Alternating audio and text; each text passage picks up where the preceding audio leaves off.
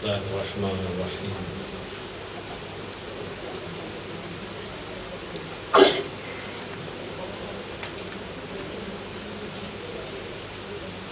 الحمد لله الذي هدانا لهذا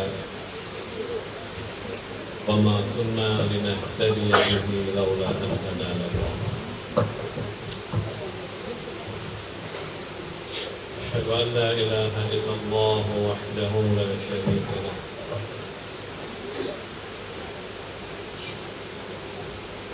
أشهد أن سيدنا ونبينا أبي القاسم المصطفى محمد اللهم صل على محمد وآل محمد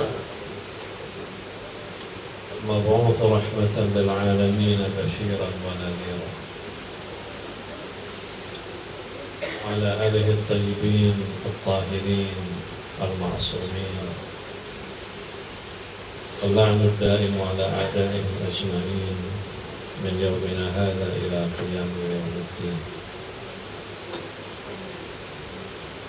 اشرح لي صدري ويسر لي أمري واحلل عقدة من لساني يفقه قولي.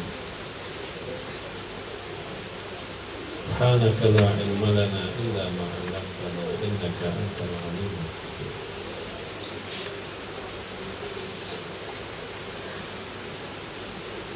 Bapak-bapak dan ibu-ibu yang kami muliakan, ikhwani wa akhwati yang kami hormati, Assalamualaikum warahmatullahi wabarakatuh.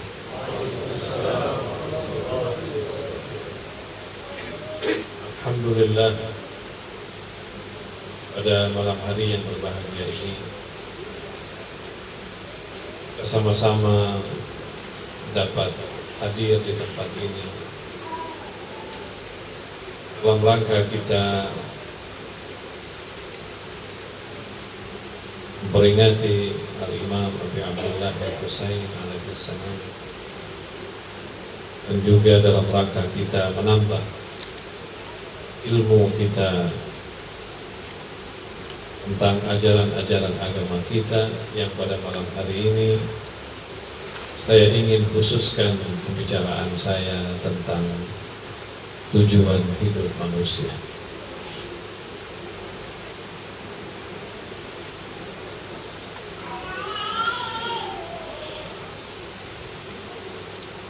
Salah satu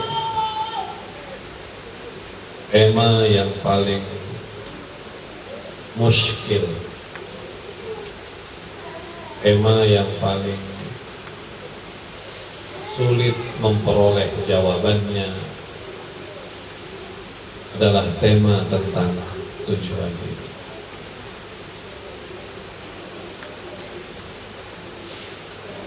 Untuk menjawab pertanyaan apa tujuan hidup manusia, lahirlah berbagai madhab filosofi.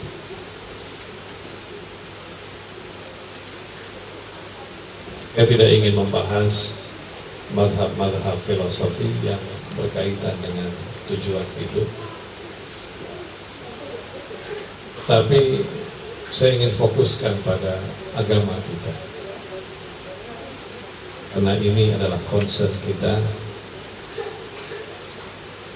Ini adalah sesuatu yang kita cari-cari dan yang seharusnya kita benar-benar memahami, karena hidup dalam pengertian Islam sangat berbeda dengan hidup dalam pengertian non-Islam. Hidup dalam Islam adalah sebuah proses di mana seorang manusia diciptakan oleh Allah Subhanahu wa Ta'ala untuk memenuhi hidupnya dengan berbagai macam kegiatan.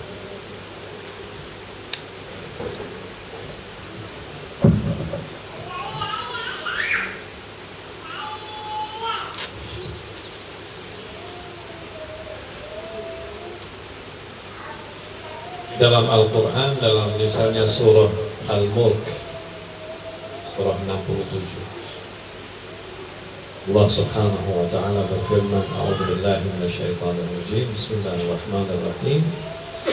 Tabarakalladzi biyadihil mulku wa huwa 'ala kulli syai'in qadir. Alladzi khalaqal mauta wal hayata liyabluwakum ayyukum ahsanu amala. Ini ada intermezzo sedikit, tambahan sedikit. Katanya surah Al-Mulk ini sangat bagus dibaca setiap hari. Khususnya khususnya bagi yang sudah tua. Karena surah ini akan, di dalam hadis dikatakan, surah ini akan menjadi sahabat kita di dalam liang lahat kita. Karena manusia akan merasa sangat kesepian di dalam liang lahatnya. Dia membutuhkan seorang teman yang menghiburnya. Surah Al-Mulk adalah jawabannya. Riwayat berkata, baca setiap hari, maka pahala dari surah Al-Mulk ini akan menjadi ciptaan Allah yang akan menemani seseorang di dalam liang lahat. Ala kulli hal. Di dalam ayat ini Allah mengatakan alladzi khalaqal mauta wal hayata liyabluwakum ayyukum ahsanu amala. Dialah yang menciptakan untuk kamu, dialah yang menciptakan kematian dan kehidupan,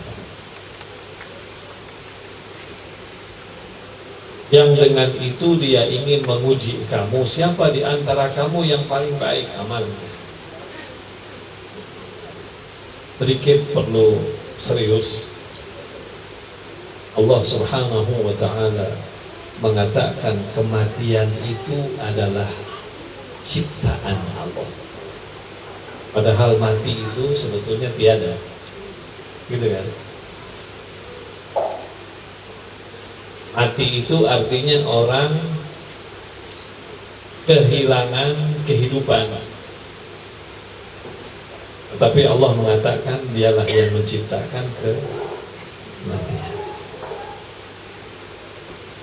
Dan juga dia menciptakan kehidupan. Karena itu kenapa mati dan hidup itu di sisi Allah sebetulnya sama. Di sisi kita beda. Di sisi manusia, mati adalah ketiadaan. Karena itu orang menangis karena sesuatu yang dia kasihi tiada. Tetapi di sisi Allah sesungguhnya kematian itu adalah sama dengan kehidupan. Karena itu kita harus menyesuaikan bahwa sesungguhnya kematian itu adalah sama dengan kehidupan, apalagi apabila kematian itu adalah syahadah di jalan Allah Subhanahu wa Ta'ala.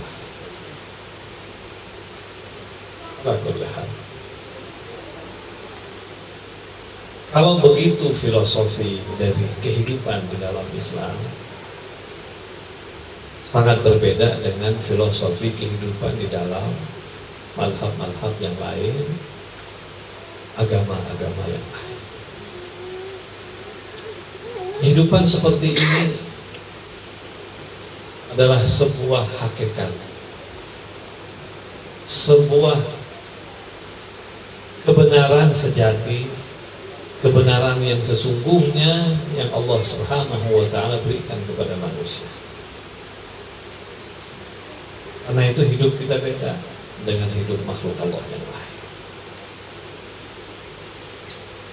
Untuk hidup seperti itu, kalau tidak ada tujuan, alangkah buruknya makna kehidupan. Bapak dan ibu-ibu, ini penting. Kalau kita ngerti tujuan hidup apa, maka kita akan mengarahkan hidup kita kemana. Kalau orang tidak mengerti tujuan hidupnya apa, dia tidak tahu mau mengarah kemana perjalanan hidupnya. Ibarat misalnya ada sebuah aliran filsafat yang dikenal dengan istilah eksistensialisme.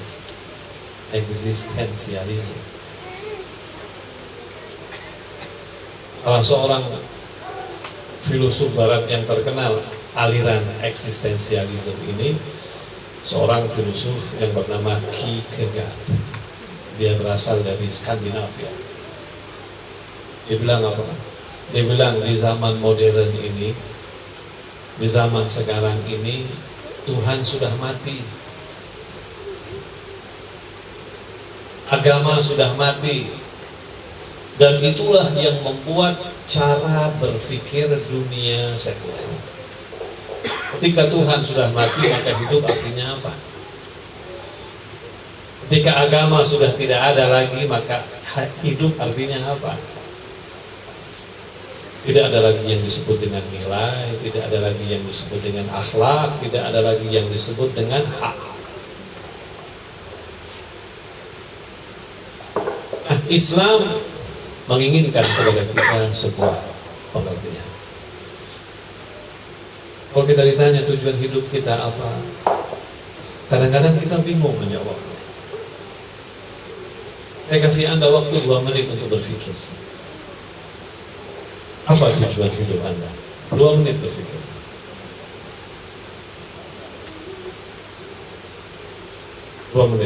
Apa tujuan hidup?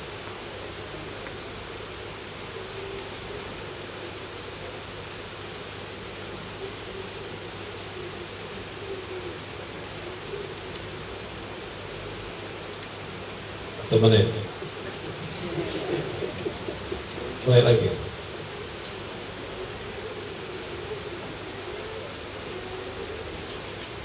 Subhanallah. Betapa pentingnya orang tahu tujuan hidup. Kalau sudah tujuan itu tahu, maka dia akan mengarah kepada tujuan itu. Kalau tujuannya tidak tahu, bagaimana dia mau mengarah? Ente keluar dari rumah ente, tujuannya jelas, mau ke footprint majlis yang ada di alamat ini. Ente ambil kereta, ente ambil MRT, ente ambil apapun, ente mengarah belok sana belok sini sampai, karena ente sudah tahu tujuannya. Tiap pagi jam 7, jam 8 pagi ente keluar dari rumah, ente tahu tujuannya ke kantor. Ente pergi ke kantor karena tujuannya jelas. Anak kita keluar dari rumah tujuannya tahu ke sekolah, dia keluar dari rumah pergi ke sekolah. Pernah nggak kita keluar dari rumah, kita nggak tahu tujuan kemana? Pernah nggak? Yang bawa taksi nggak tahu tujuannya kemana, pusing. Ketika tujuan tahu, enak kita jalan. Oh, saya tujuannya ke address sekolah. Kalau hidup di dunia kita perlu tujuan hidup. Kalau hidup sehari-hari di dunia ini kita perlu tahu tujuannya. Kira-kira hidup kita perlu nggak tahu tujuannya? Subhanallah. Sepertinya ini sederhana, tetapi sesungguhnya itulah yang menentukan. Imam-imam kita mengajarkan kepada kita bahwa setiap kita punya tujuan hidup kita. Kalimatnya macam-macam. Al-Quran mengilhami kita tentang makna tujuan hidup kita.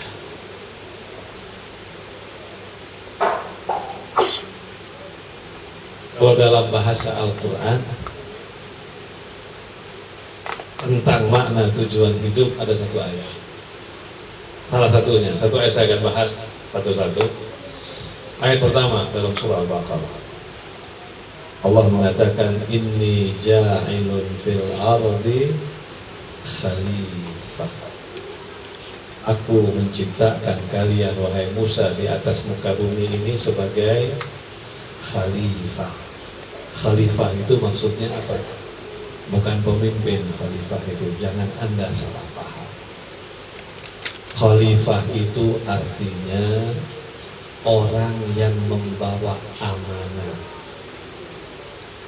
orang yang diberikan kepercayaan untuk menjadi second man.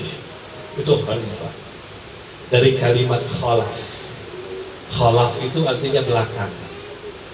Rasulullah sallallahu alaihi wasallam adalah pemimpin dan dia berkata, Aliyun khalifati. Bukan Ali pemimpinku, tetapi Ali adalah apa? Orang yang aku percayakan di belakangku untuk mengikuti aku.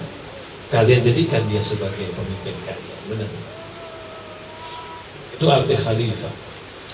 Manusia secara keseluruhan sesungguhnya dijadikan oleh Allah sebagai, dalam tanda kutip, wakil-wakil Tuhan yang ada di atas muka bumi.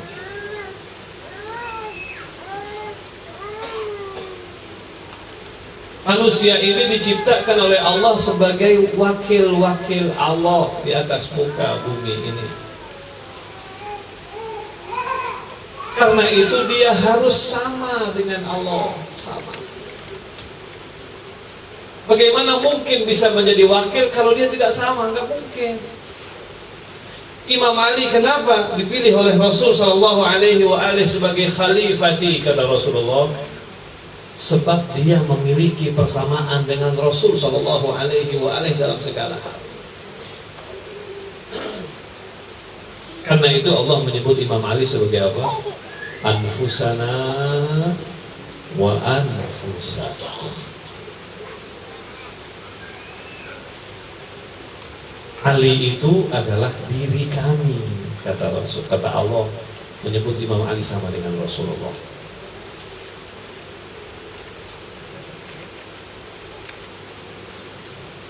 Imam Ali alaihi salam persis seperti Rasulullah, persis seperti Nabi. Apa yang Nabi bilang apa? Anta minni bimanzilati Haruna min Musa illa annahu la nabiyya ba'di. Ya Ali, engkau ini di sisiku seperti Harun di sisi Musa, hanya saja tidak ada nabi setelah aku. Artinya Imam Ali dengan Nabi begitu samanya. Bedanya Muhammad adalah Rasulullah, Ali bukan Rasulullah.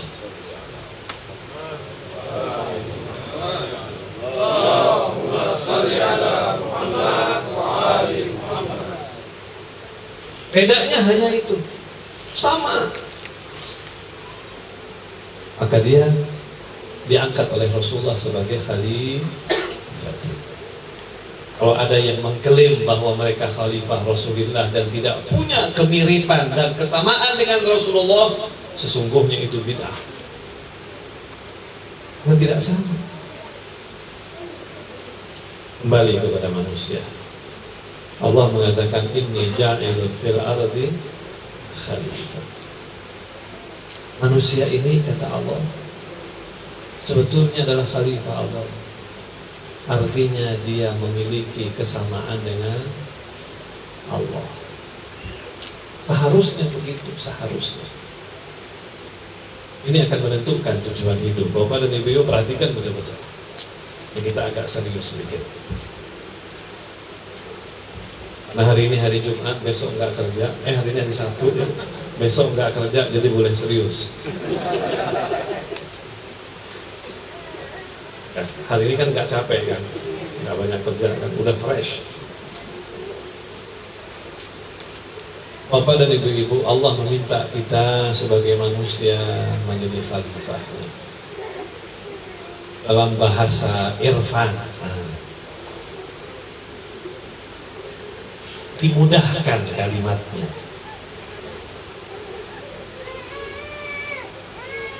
Istilahnya dimudahkan. Apa istilahnya? Dibilang manusia di dunia ini tujuan hidupnya, proses yang mungkin dia lakukan bisa mencapai tujuan hidupnya, hendaklah dia menjadi insan kamil. Insan kamil artinya apa? Manusia sempurna. Manusia sempurna itu gimana? Apa maksudnya manusia sempurna? Oke. Kita harus melihat the nature of man. Kita harus melihat ini watak manusia ini apa ini. Manusia ini yang membedakan dia dari makhluk lain itu apa? Katanya lihat 4 hal. 4 hal ini kita harus ukur diri kita bagaimana. Kalau kita tahu 4 hal ini, maka kita bisa tahu bagaimana kita mengejar tujuan hidup kita, dan kita bagaimana tahu memproses hidup kita untuk bisa mencapai apa yang kita dambakan. 4 hal. Ciri-ciri manusia, ya. 1,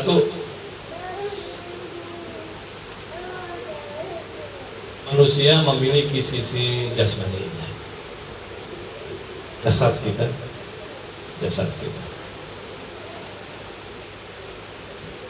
Itu sisi materi kita. Oke. Saya akan bahas. Yang kedua, manusia punya inteleknya, akalnya. Yang ketiga, manusia memiliki nafsnya, jiwanya, soul, jiwa, nafs, qalb, 1. Yang keempat, manusia memiliki ruhnya, spiritnya. Ini 4 khas yang ada dalam diri manusia, ya. Jasmani, sisi materinya. Kedua apa? Akalnya, inteleknya. 3 apa? Nafsnya atau qalbnya. Yang keempat apa? Ruh atau spiritnya. Oke. Kita diminta oleh Allah Subhanahu wa ta'ala untuk menyempurnakan keempat ini kalau bisa. Diminta oleh Allah. Istilah yang lebih kerennya dibilang, kita diminta oleh Allah untuk mengaktualisasikan. Saya akan sampai pada kalimat ini kalau Anda pahami teori. Ini nggak apa-apa, serius sedikit deh. Boleh? Boleh nggak? Nanti saya bawa cerita-cerita yang sedikit menyegarkan. Karena orang Syiah ini kalau ceramah beda dengan orang Sunni. Kita di Jakarta biasa, kalau sudah yang ceramah itu Sunni, ramai yang datang biasanya. Terus ditanya, ceramahnya bagus kok. Bagus ceramahnya. Gimana? Lucu banget. Terus apa yang belajar? Apa yang kamu dapatkan? Nggak tahu, pokoknya lucu deh. Tapi kalau orang Syiah ceramah nggak gitu. Pulang harus ada bekal. Terus ada sesuatu yang membentuk kita. Nah, kita ingin malam ini ada sesuatu yang membentuk kita. Kita ingin belajar dari Imam Abi Abdullah Al-Husain. Memang saya bawakan dengan bahasa yang ringan, insya Allah. Saya usahakan bagaimana kita belajar sesuatu sehingga insya Allah mudah-mudahan ada sesuatu yang bisa membentuk kita. 4 hal ini Allah amanatkan dalam hidup kita. Pertama, Allah amanatkan kita jasmani kita. Jasmani ini memang ciptaan Allah yang paling rendah dari seluruh ciptaan yang lain. Secara jasmani kita tidak pernah berbeda dengan makhluk-makhluk Allah yang lain. Bahkan mungkin secara jasmani makhluk Allah yang lain lebih hebat daripada kita. Katanya, ini kita punya mata, ini hebat nih. Syariat dibilang mata elang lebih hebat dari mata kamu, wahai manusia. Kamu tidak bisa lihat jarak 1 kilo, 2 kilo, tetapi elang dari atas dia bisa lihat ikan yang kecil di bawah. Secara jasmani kamu tidak lebih hebat daripada kuda, karena kuda lebih kuat daripada kamu. Sementara manusia tidak kuat. Tapi jasmani kita bisa menjadi kendaraan kita menuju Allah Subhanahu wa Ta'ala. Karena itu pelihara jasmani baik-baik. Pelihara kesehatan bagus-bagus. Amanat daripada Allah. Saya berapa hari, 2-3 hari saya di Singapura. Saya suka makan di pinggir jalan itu. Suka makan juga dengan ikhwan. Kadang-kadang saya ngeri lihat orang Singapura makan. Betul saya, ngeri. Ngeri saya. Yang pertama saya gak punya duit sebanyak itu mau makan enak-enak. Tapi bukan itu. Orang Singapura makannya nggak jaga. Minyaknya, kolesterolnya, karbohidratnya.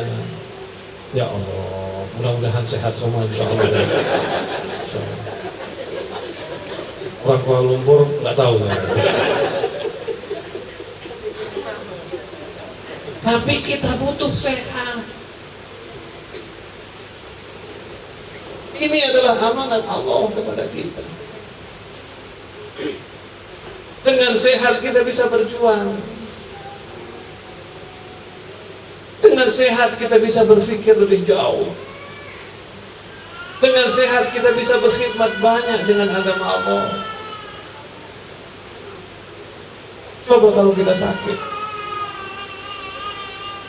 Subhanallah, subhanallah. Imam-imam kita sangat concern dengan ini. Imam-imam kita sangat concern dengan ini. Karena itu dalam Al-Quran kan ada kalimat Allah Subhanahu wa Ta'ala ketika berbicara tentang konsumsi, tentang makanan dan minuman, Allah juga berbicara tentang bagaimana makan kamu harus bagus, minum kamu harus bagus. Kenapa? Karena sisi jasmani sangat penting untuk diperhatikan. Ya, sisi jasmani sangat penting. Apalagi kita punya anak-anak muda ini. Anak-anak muda kita ini harus sehat-sehat. Anak-anak orang Syiah harus sehat-sehat.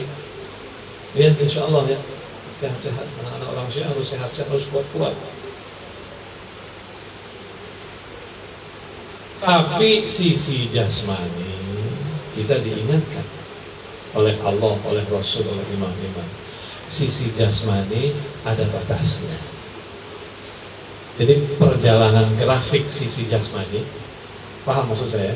Perjalanan grafik sisi jasmani itu ada batas maksimalnya, kemudian dia turun. Sampai usia 40 batas maksimal. 40 lebih sedikit ya. Kemudian turun. Tadi saya ngobrol sama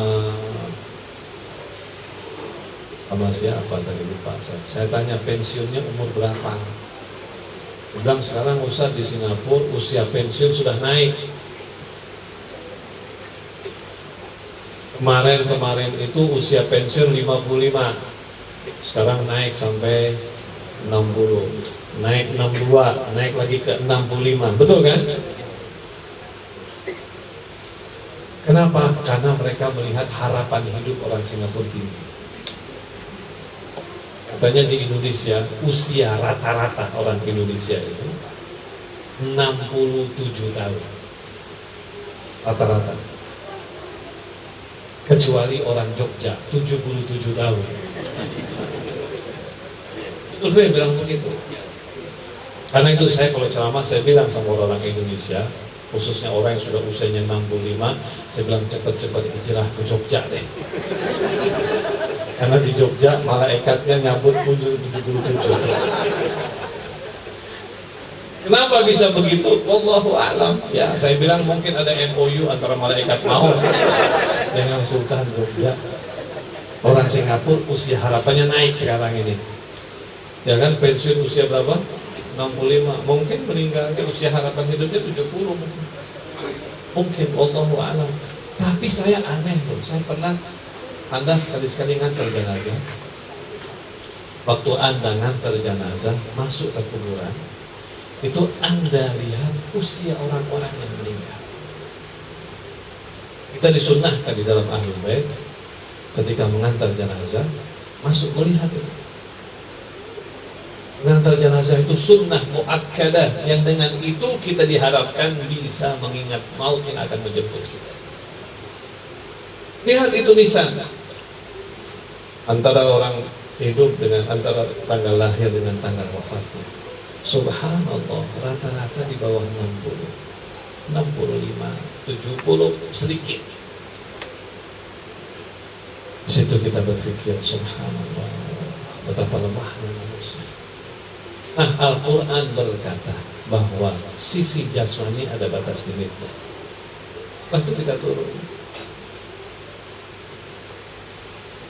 Saya masih ingat 20 tahun lalu ketika saya kembali, ini wajah-wajah sahabat-sahabat saya ini seger-seger semua. Beda dengan sekarang. Wajah ibu-ibunya juga beda. Ya maklum, udah 20 tahun berlalu. Dan itu adalah sunnatun. Kita jangan risau. Semuanya harus begitu. Tetapi bagaimana usia ini, jasmani ini yang merupakan amanat daripada Allah Subhanahu wa ta'ala ini bisa kita jadikan sebagai alat media untuk kita mengabdi kepada Allah Subhanahu wa ta'ala. Penting sekali diperhatikan itu. Penting sekali diperhatikan. Tetapi sekali lagi jasmani bukan ukuran. Bukan berarti kalau orang hidupnya sehat sampai 100 tahun maka orang itu pasti menjadi kekasih Allah. Tidak. Bukan berarti kalau usia orang pendek tiba-tiba meninggal dalam usia 4 atau 50 tahun berarti orang itu dimurkai oleh Allah. Tidak. Sama sekali itu bukan ukuran. Tapi sebagai seorang muslim, sebagai seorang mukmin, sebagai orang yang ikut Ahlul Bait, memperhatikan sisi jasmani adalah sangat penting. Nah, semua kita berharap bisa menjadi tentara-tentaranya Al-Imam Al-Mahdi Al-Muntadhar Ajalallahu Ta'ala Farajahu Syarif. Ini satu. Yang kedua, sisi intelek. Nah, ini perhatikan. Disinilah kita berbicara tentang kemanusiaan kita. Bapak dan ibu-ibu, kita punya intelek ini, kita punya akal ini adalah kita punya harga kita di hadapan Allah. Maka dalam hadis dikatakan awal ma khalaqallah al-aql. Yang pertama kali diciptakan oleh Allah adalah akal sesungguhnya. Dalam Al-Quran dikatakan ya ma'syar jinni wal insi in istata'tum an tanfudhu min aqtaris samawati wal ardi la tanfuduna illa bisultan. Kalian bisa melakukan eksplorasi terhadap apa yang ada di langit dan yang ada di bumi, dan kalian tidak bisa melakukan itu kecuali dengan sebuah kekuatan.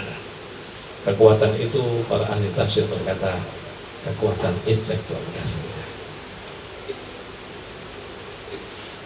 Intelek atau akal, ilmu pengetahuan adalah kita punya identitas.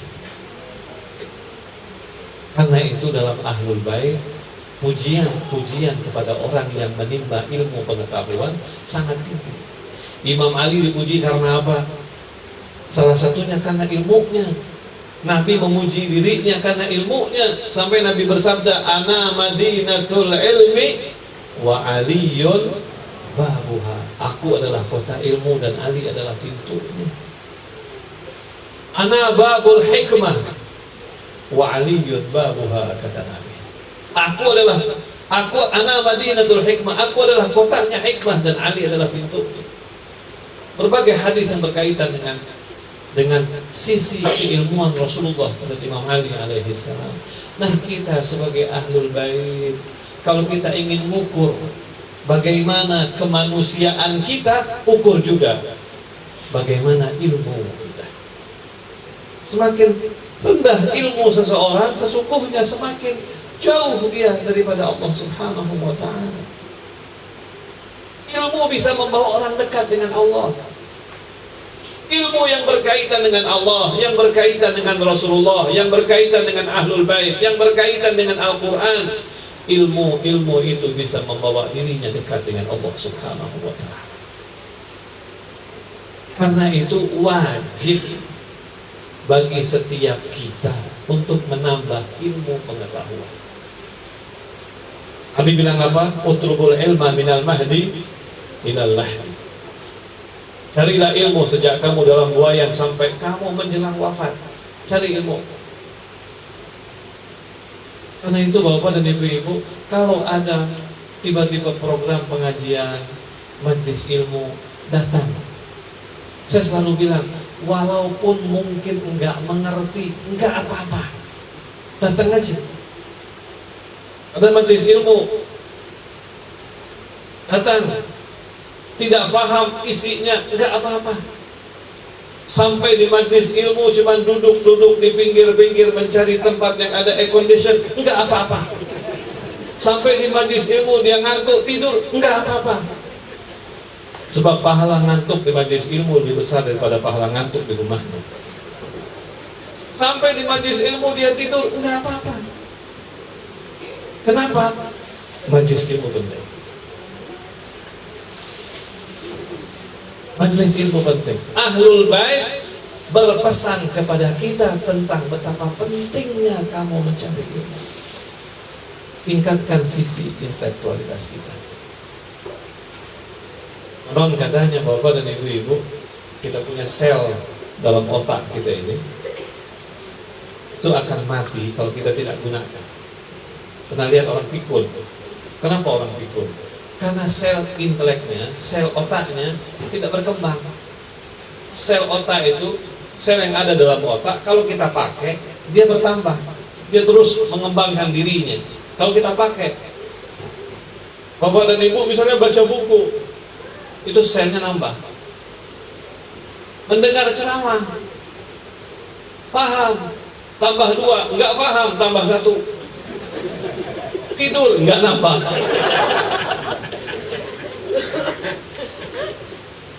Selnya itu perlu. Dengan menambah ilmu itu, Masya Allah, dia sehat secara intelektual. Dan subhanallah, dia akan terhindar dari pikun. Nyanyok. Pikun itu nyanyok. Pernah lihat orang nyanyok? Diajak ngomong gak nyambung, gitu kan? Udah sholat, entar nanya lagi, udah sholat belum? Terus nanya. Itu karena apa? Sisi intelektualitasnya. Sel yang itu secara medik, selnya tiba-tiba mati. Karena itu kenapa secara medikal kita perlu menambah ilmu, apalagi secara agama. Allah berfirman bagaimana? Hal yastawil ladina ya'lamuna wal ladina la ya'lamun. Apakah sama antara orang yang tahu dengan orang yang tidak tahu? Cari ilmu, cari ilmu. Tidak harus pergi formal ke sekolah. Nah, betulan ke majelis ilmu. Ustadznya siapa saja, bismillah. Jangan lihat siapa ustadznya. Lihat apa yang dia sampaikan. Manusia di sisi Allah beda-beda. Tapi yang penting ilmu. Imam Ali bilang apa? Imam Ali bilang al-hikmah dhalatul mu'min. Imam Ali bilang yang namanya ilmu itu barang hilang yang dicari oleh orang mukmin. Khudil hikmah walau minal munafiq. Imam Ali, ambillah ilmu walaupun ilmu itu datangnya daripada orang munafik. Subhanallah. Jangan jadi, mohon maaf, jangan jadi seperti orang Sunni yang merasa bahwa selesai ilmunya. Muawiyah merasa ilmunya sudah selesai. Ahlul Bait bilang enggak pernah selesai ilmu. Wa ma utitu minal ilmi illa qalila, kata Allah. yang kalian diberikan ilmu itu sedikit, kata Allah. Tak banyak. Salman Al-Farisi berkata begini,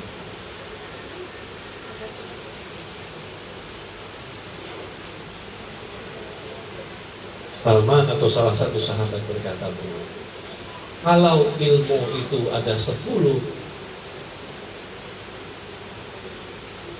kalau ilmu itu ada 10, maka ilmu Imam Ali sampai pada 10.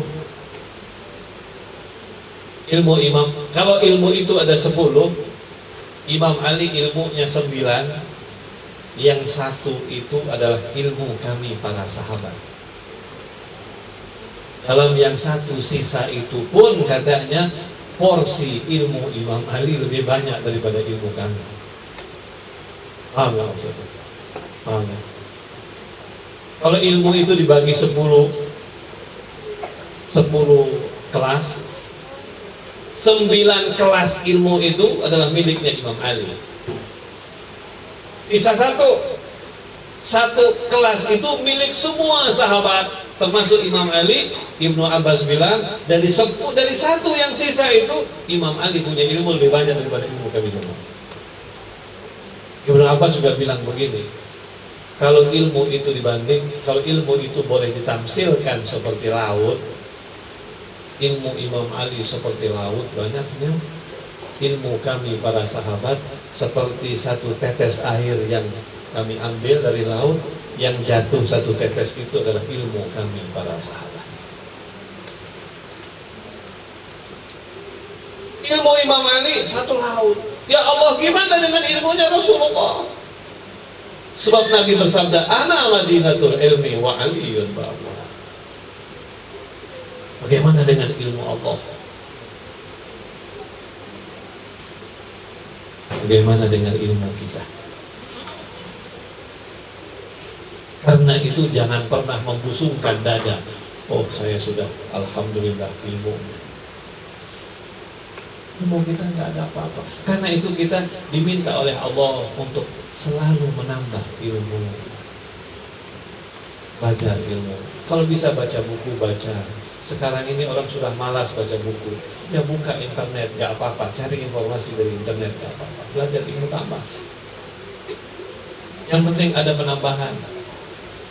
Jangan yang dipikirin nambah duit melulu, tapi inteleknya nggak ditambah-tambah, ilmunya nggak ditambah-tambah. Sebab dengan menambah ilmu, sesungguhnya kita menyempurnakan diri kita. Kita menaik menuju Allah dengan menambah ilmu. Ilmu kita tentang Allah, ilmu kita tentang Rasulullah Sallallahu Alaihi Wasallam, ilmu kita tentang Ahlul Baitun Nabi, ilmu kita tentang Al-Quran. Allahu Akbar. Saya punya ustaz Sayyid Ja'far Murtada Al-Amili, masih hidup sekarang, tinggal di Beirut. Saya punya ustaz waktu saya belajar di Kongo. Dia sangat produktif, nulis buku. Dia pakar dalam ilmu sejarah. Dia menulis buku sejarah Nabi, judulnya As-Sahih min Siratin Nabi. Jadi yang benar, yang sahih dari sirah Nabi. Dia nulis, sekarang ini sudah selesai 35 jilid. Satu jilidnya 600 halaman. Satu jilid 600 halaman, 35 jilid. Subhanallah. Itu baru Sahih min Siratil Mustafa. Dia tulis lagi As-Sahih min Sirati Ali, 35 jilid juga. Dia bikin lagi sirahnya Sayyidah Fatimah Zahra. Setiap imam dia bikin. Belum buku-buku yang lain. Subhanallah, waktunya begitu berkah. Saya kadang-kadang mikir, dia menulis berhalaman-halaman begitu. Ente mau baca satu bukunya aja nggak kebaca-baca. Mau bacanya saja nggak bisa baca. Subhanallah, semakin orang alim, semakin bisa mendekatkan dirinya pada Allah. Kalau kita ingin menjadi manusia yang sempurna, yang kita sempurnakan pertama-tama adalah kita punya sempurnakan akal. Semakin kita sempurna akal kita, semakin sempurna. Tetapi ingat, yang membawa kita sempurna adalah ilmu yang kita peroleh, yang mendekatkan kita kepada Allah Subhanahu wa Ta'ala. Kadang-kadang iblis juga datang menggoda manusia lewat ilmu pengetahuan. Iblis bisa juga menyesatkan kita lewat ilmu. Subhanallah, tidak sedikit ada orang alim yang karena ilmunya dia celaka dalam hidupnya. Na'udzubillah.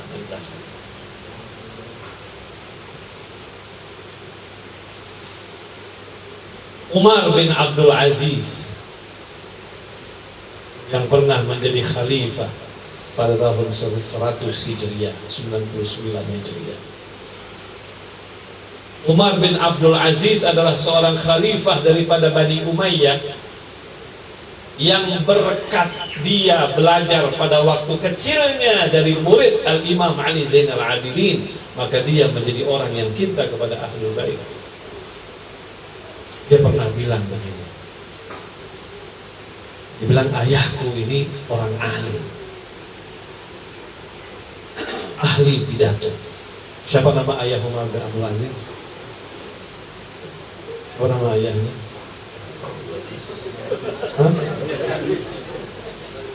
Jangan bingung-bingung. Siapa nama ayahnya?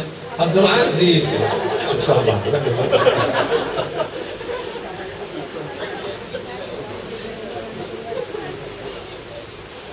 Ini Umar bin Abdul Aziz cerita, dia bilang, saya melihat ayah saya kalau ceramah hebat, tahlilnya macam-macam. Tapi kalau sudah ingin menyebut-nyebut Imam Ali, dia punya lidah kaku. Sebab dia bisa menjadi hebat kalau dia mencaci maki Imam Ali. Zaman Bani Umayyah, melaknat Imam Ali di atas mimbar, melaknat Rasul, melaknat Ahlul Bait di atas mimbar, terutama Imam Ali. Sampai kata Umarnya, satu hari aku bertanya kepada ayahku. Dia bilang, ya ayah, engkau ini hebat, pidatomu hebat, ceramahmu hebat, tapi ketika engkau sebut Ali, pasti lidahmu akan keluh. Lidahmu akan berubah-ubah. Engkau nggak mampu katakan yang sebenarnya. Dia peluknya anaknya. Dia bilang, na'am ya walad. Engkau tidak tahu siapa itu Ali bin Abi Thalib. Kalau engkau tahu siapa Ali bin Abi Thalib, maka engkau akan tinggalkan ini Bani Umayyah. Tapi kenapa engkau ya ayah tidak tinggalkan ini Bani Umayyah? Kenapa justru engkau membela mereka dan melaknat Ali? Allah Ad-dunya wa dunya wa dunya. Dunia yang membuat kami kita. Ilmu yang dengan ilmu itu akhirnya dia jauh daripada Allah. Ikhwan wa akhwat, ini kita duduk sekarang majlis ilmu. Ketahuilah di sisi Allah, majlis ilmu seperti ini lebih baik daripada orang bangun satu malam di sisi Allah. Kalau ingin dapat pahala yang mudah, dapat pahala yang gampang, dapat pahala yang banyak dan mudah, datang majlis ilmu. Kurang sholat malam, kurang puasa, kurang macam-macam, tidak apa-apa, majlis ilmu akan menggantinya.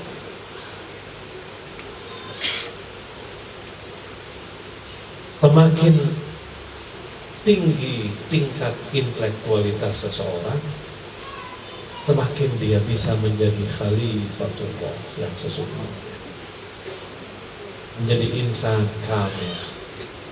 Itulah kenapa Ahlul Bait mengingatkan kita untuk senantiasa menambah ilmu. Kita lihat ulama-ulama Ahlul Bait gak habis-habisnya. Anda berbicara fakulti apapun, Anda berbicara tentang spesialisasi apapun, Anda akan temukan di situ ulama-ulama Ahlul Bait adalah pendekarnya. Karena memang pesan Ahlul Bait kepada kita begitu. Ini Bapak dan Ibu-ibu, singkatnya, kalau ingin melihat bagaimana kedudukan kita di sisi Allah, lihat sejauh mana ilmu kita. Karena itu tingkatkan ilmunya terus. Sedikit demi sedikit. Ilmu bukan seperti makanan kita makan langsung kita dapat. Enggak, pelan-pelan. Satu usaha kita yang penuh bisa jadi Allah kasih cuma satu tetes ilmu pengetahuan. Allahu Akbar. Yarfa'illahu alladhina amanu minkum walladhina utul ilma darajat. Allah mengangkat orang-orang yang beriman, tetapi Allah mengangkat orang-orang yang berilmu lebih tinggi derajatnya daripada orang yang lain. Hargai orang yang berilmu.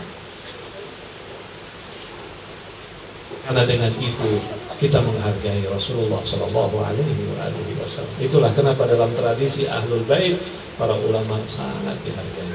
Karena artinya kita menempatkan ilmu pengetahuan pada tempatnya. Ala kulli hal. Yang ketiga, kalau kita ingin mencapai tujuan hidup kita, tingkatkan jiwa dan hati kita menjadi jiwa dan hati yang bagus di sisi Allah Subhanahu wa Ta'ala.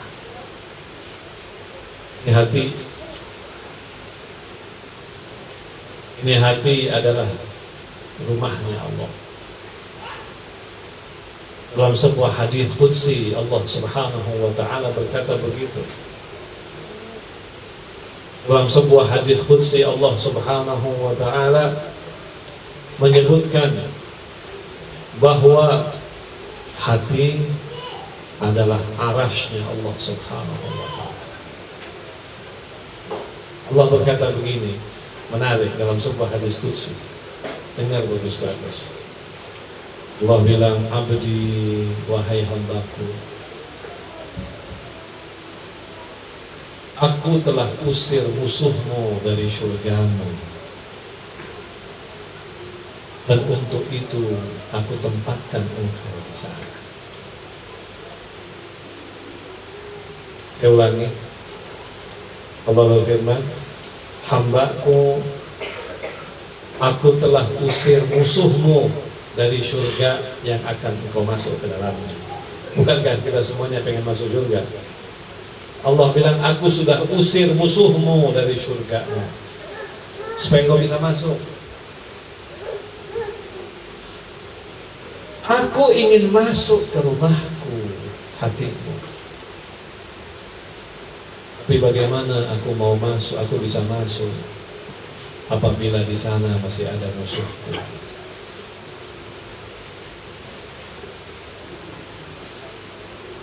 Bagaimana aku bisa masuk ke rumahku? Artinya dalam hati itu. Bagaimana aku bisa masuk ke rumahku apabila di dalam rumahku itu masih ada musuhku? Allah.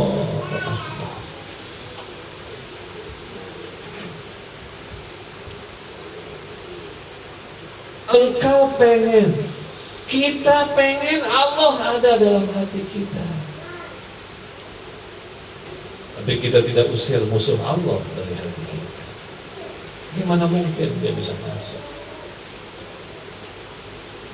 Allah bilang, aku sudah usir musuhmu daripada surga supaya engkau bisa masuk. Sekarang tolong usir musuhku daripada rumahku, aku bisa masuk. Ini hati yang mulia. Allah, perhatikan ini.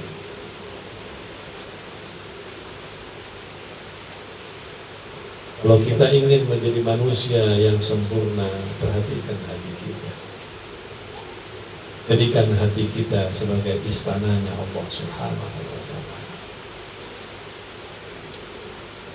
Jadikan hati kita sebagai rumahnya Allah. Allahu Akbar. Allahu Akbar.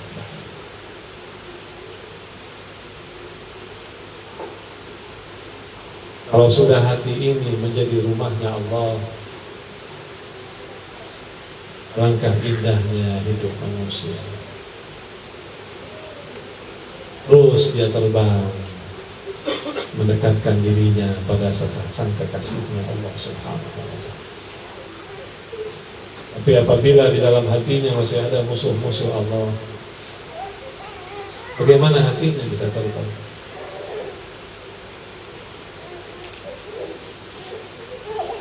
Karena itu imam-imam kita ngajarin kita, perbaiki hatimu, perbaiki jiwamu,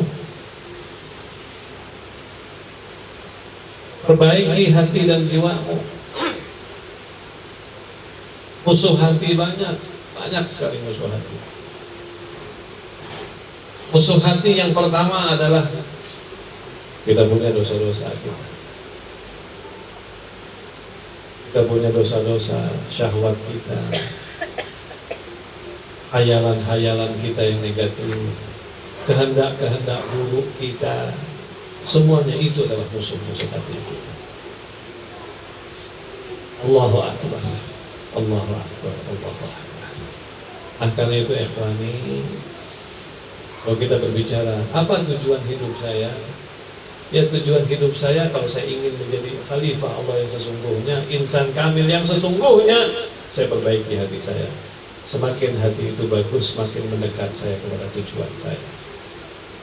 Semakin hati itu jelek, buruk, semakin jauh saya daripada tujuan saya yang sesungguhnya. Bapak dan ibu-ibu, ini hati memiliki sebuah rasa yang luar biasa. Ya Allah, ada hati yang mencintai kebenaran, ada hati yang tidak mencintai kebenaran. Ada hati yang cinta kepada Allah, ada hati yang tidak cinta kepada Allah. Kita diajarkan untuk mencintai 4 hal. Pertama, cinta kepada Allah. Kedua, cinta kepada Rasulullah. Ketiga, kita cinta kepada Ahlul Bait, orang-orang yang dekat dengan Allah dan Rasulnya. Yang keempat, kita diajarkan untuk mencintai amal yang membawa kita dekat dengan Allah dan Rasulnya. 4. Saya ulangi lagi. Pertama, cinta Allah. 2, cinta Rasulullah. 3, cinta Ahlul Bait dan orang-orang yang cinta kepada Rasulullah. 4, apa? Cinta pada amal yang membawa kita dekat dengan Allah dan Rasulnya. Didik hati kita ke situ, bawa hati kita ke situ. Kalau ada sebuah amal yang membawa kita dekat dengan Allah dan Rasulnya, cintai amal itu.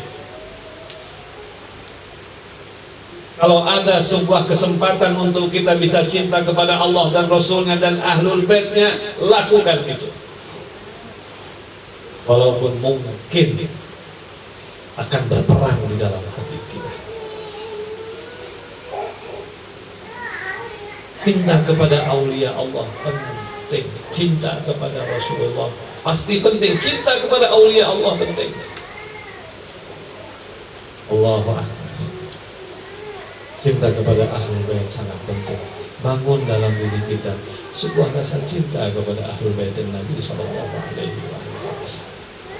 Cinta kepada Imam Husain, cinta kepada Abdul Fadl Abbas, cinta kepada Qasim, cinta kepada aulia Allah, para maraji, para ulama, sebab mereka sebagai orang-orang yang bisa membawa kita ke sana.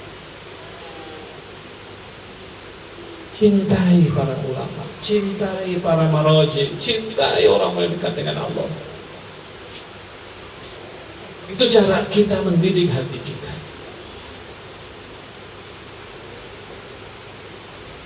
Cinta kepada Abdul Fadl Abbas, subhanallah, subhanallah, subhanallah. Cinta kepada Ummul Banin, pokoknya para awliya Allah. kekasih-kekasih Allah. Imam Khomeini, rahbar kita, Syed Sistani, Syed Hasan Nasr, siapa saja yang pokoknya para ulama yang berjuang di jalan Allah, bangun rasa cinta kita kepada mereka. Itulah kenapa menarik. Nabi bilang kepada kita apa? Allimu auladakumut talat. Ajarkan kepada adibu auladakumut talat. Ajarkan dan didik anak-anak kamu pada 3 hal. Pertama, ajarkan kepada mereka Al-Quran. Yang kedua, ajarkan kepada mereka cinta pada nabinya. Yang ketiga, ajarkan pada anak kalian cinta kepada keluarga nabinya.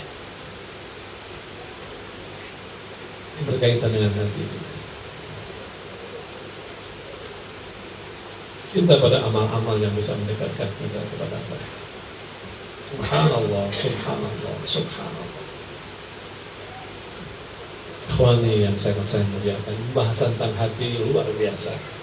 Suatu saat insya Allah, kalau Allah izinkan, saya akan bahas bagaimana Ahlul Bait mengajarkan kita untuk memelihara dan membangun hati kita yang dicintai Allah Subhanahu wa Ta'ala.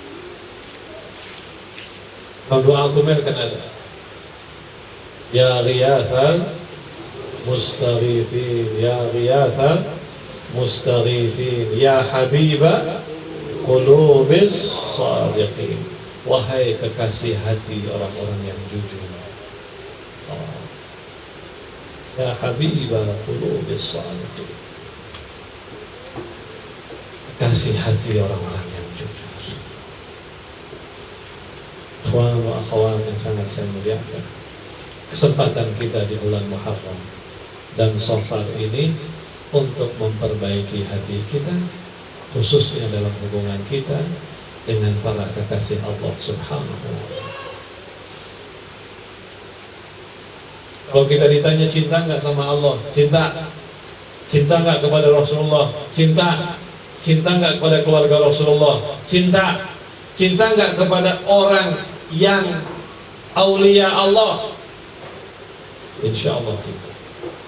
Yang keempat, cinta nggak kita kepada amal yang membawa kita dekat dengan Allah? Ini pertanyaan harus kita jawab dengan jujur. Amal-amal yang bisa membawa kita dekat dengan Allah, terpaksakah kita ke sana? Malas nggak kita ke sana? Ataukah kita mendatanginya dengan penuh kecintaan?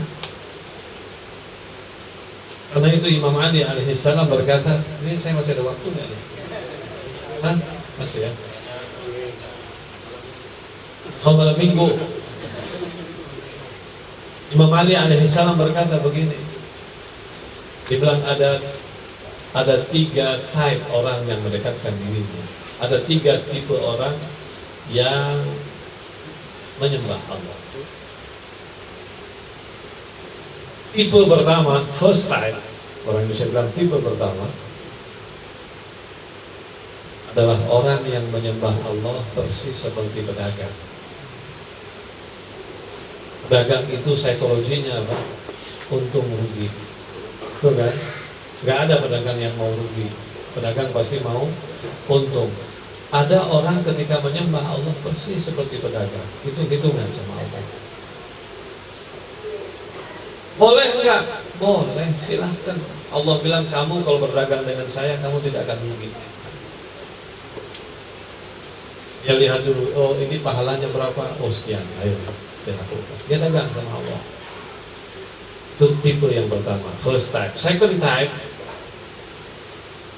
adalah orang-orang yang menyembah Allah seperti seorang hamba sahaya.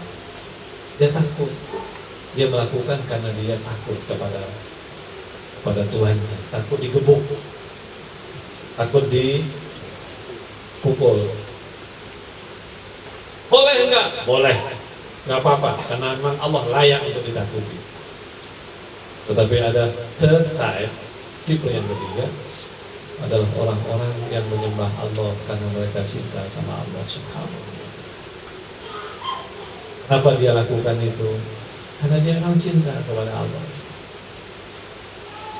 Kita ini kalau melakukan sesuatu yang kita cintai, biasanya kita akan melakukannya penuh dengan semangat. Betul kan? Tidak pernah letih. Kita kalau sudah ngobrol, apa orang sini bilang ngobrol, orang sini bilang apa? Ngobrol juga. Udah masuk bahasa Jawa ke Singapura. Ngobrol itu artinya bincang-bincang. Orang Singapura, orang KL tak tahu. Kita kalau bincang-bincang, kalau kita ngobrol dengan orang yang kita cintai, biasanya kita nggak letih-letih. Betul nggak? Kalau ada suami yang letih ngobrol sama istrinya, ngobrol. Kita kalau ngobrol dengan orang yang kita cintai, nggak letih-letih. Coba lihat aja suami istri hidupnya udah 25 tahun, tapi duduk ngobrol panjang. Kadang-kadang nggak penting obrolannya, tapi suka aja duduk, sebab dia cinta sama istrinya. Pengetahuan saya, suami-suami yang ada di Singapura semuanya begitu. Luar biasa. Istri-istri yang ada di Singapura semuanya begitu. Suka ngobrol sama suaminya dan istrinya. Masya Allah, Alhamdulillah. Mudah-mudahan, ya Allah. Bahkan ada hadis bilang, kalau seorang suami menghabiskan waktunya ngobrol dengan istrinya, itu waktunya tidak akan dihisap oleh Allah Subhanahu wa Ta'ala. Allah kasih grand kepada dia. Kenapa? Kasih sayang Allah. Daripada ngobrol di warung kopi, lebih baik ngobrol sama istrinya. Betul gak ibu-ibu? Halo? Betul gak? Ibu-ibunya gak support nih. Hah? Diam tanda setuju. Itu untuk nikah, Ustaz.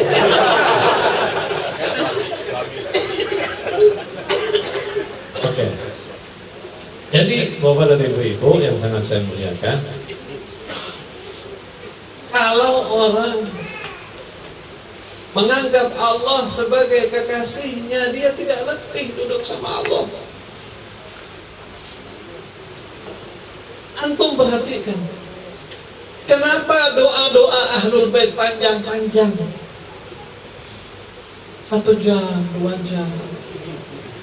Kenapa? Karena yang berbicara itu kasih dengan kekasihnya. Yang bicara itu sang kekasih dengan kekasihnya. Saya pernah waktu mau baca doa Qomel di hadapan orang-orang Sunni, dia nanya, Ustaz berapa lama Ustaz? Saya bilang 1 jam. Masya Allah.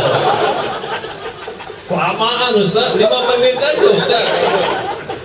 Dia udah baca Mabarati kan?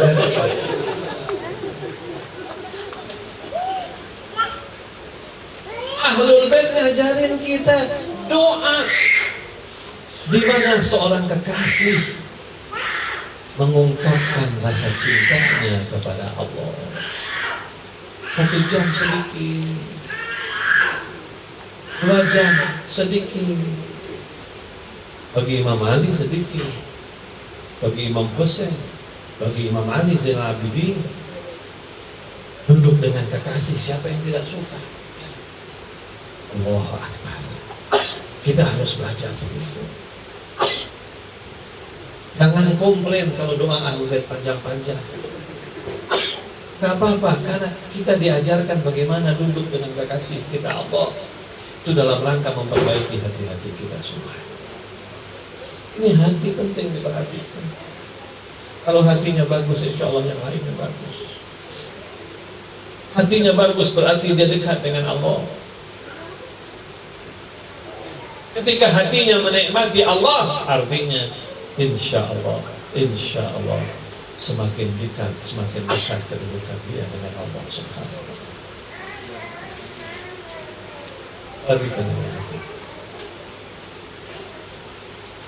Ikhwani, Allahu Akbar. Dari bulan Muharram dan Syawal diajarkan untuk menangis, ya. Kenapa? Untuk membasuh hati kita. Yang dulunya Wahabi, yang hatinya keras, dibasuh oleh air matanya. Menangis untuk Allah, menangis untuk Rasulullah, menangis untuk Imam Hussein adalah cara kita melembutkan hati kita. Dalam doa Al-Quran juga ada. Dalam doa Al-Quran ada kalimat apa? Wasilahul buka. Allahu Akbar. Senjata orang-orang mukmin adalah tangisan. Tangis untuk Allah.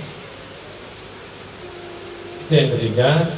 Saya mohon maaf nggak bisa detail juga, insya Allah. Mudah-mudahan doakan suatu hari nanti ya. Kalau dipanggil lagi, dipanggil lagi, saya mau bawa anak saya 6.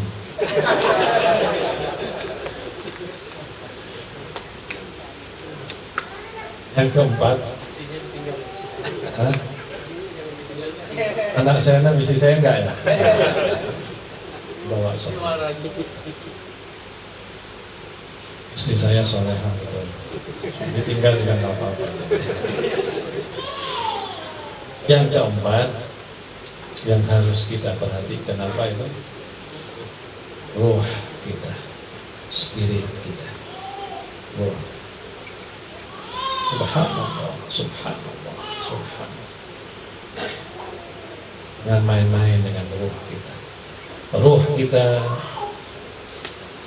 adalah wajah kita nanti di hadapan Allah Subhanahu wa Ta'ala. Kita tidak tahu bentuk ruh kita gimana, kita tidak tahu. Nanti Al-Quran cerita, nanti di akhirat kita ini saling kenal. Yu'rafuna bisimahum, kata Al-Quran. Nanti di akhirat kita ini saling kenal. Padahal sudah berubah, terjadi perubahan secara menyeluruh, tapi masih ada sesuatu yang kita kenal. Dari sisi apa kita mengenal? Ruhnya. Ruh itu adalah identitas kita. Ruh ini bisa bagus, bisa buruk. Wajah kita, jangan kita lihat yang ini. Wajah yang lahiriah ini cuma di dunia saja. Karena itu kenapa Allah mengatakan faman kana fi hadhihi a'ma fa fil akhirati a'ma wa adallu sabila. Barang siapa di dunia ini buta, nanti di akhirat juga buta dan lebih sesat lagi. Tapi yang dimaksudkan buta di sini bukan buta lahiriah, buta hatinya. Ya kan? Karena itu orang yang buta di sana bisa jadi melek. Wajah-wajah di sana tergantung bagaimana ruh kita. Perbaiki ruh kita. Ruh itu apa? Ya ruh itu adalah totalitas kita. Yaitulah akhlak kita. Yaitulah iman kita. Yaitulah ibadah kita. Yaitulah kita. Perbaiki akhlak kita. Betul-betul akhlak kita akan mensuplai bagaimana kualitas ruh kita. Akhlak buruk, buruklah ruh kita. Akhlak baik, baiklah ruh kita. Allahu Akbar, Allahu Akbar. Karena itu Bapak dan Ibu-Ibu sangat saya muliakan. Apabila kita selalu memperbaiki diri kita, insya Allah ruh kita akan bagus di sisi Allah Subhanahu wa Ta'ala. Mencintai aulia Allah membawa ruh kita bagus. Kita belajar, kita beribadah, kita taat, kita bagus akhlak kita membuat insya Allah arwah kita bagus insya Allah. Nah itu kenapa ruh ini penting sekali untuk diperhatikan, karena ruh adalah identitas kita yang sesungguhnya. Lagi saya nggak bisa bicara panjang ya. Pertama-tama kan udah capek juga. 1,5 jam tadi saya, nggak terasa. Saya mohon maaf apabila membuat Anda kelebihan. Yang duduknya agak lebih, bagaimana yang ngomongnya ya. Insya Allah mudah-mudahan bermanfaat, insya Allah ya. Akhirul kalam, bersama-sama kita zikir musibah sedikit untuk Al-Imam Abi Abdillah Al-Husain alaihi salam, seorang manusia yang sangat agung di sisi Allah Subhanahu wa ta'ala.